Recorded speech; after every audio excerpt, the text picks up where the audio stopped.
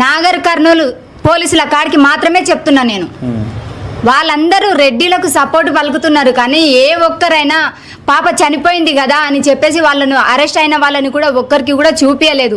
అసలు మా కేసే పట్టించుకోకుంటే సార్ వచ్చిన తర్వాతే మాకు ముందుండి నడిపిస్తున్నాడు కాబట్టి మా కేసు పట్టించుకున్నారు. సార్ రాకపోతే ఒకవేళ మేము కూడా శివాలయ పడుకునే వాళ్ళమేగా, అప్పుడు మాకు దిక్కెవరు ఉంటున్నారు? బెదిరింపులు వచ్చినాయమ్మా? మీరు ధర్నా చేస్తున్నారు, చాలా రోజులు టెంట్ వేసుకుని ధర్నా చేస్తున్నారు, బెదిరింపులు వచ్చినాయి ఏమన్నా? వచ్చినాయి, తీసేయమని చెప్పిర్రు.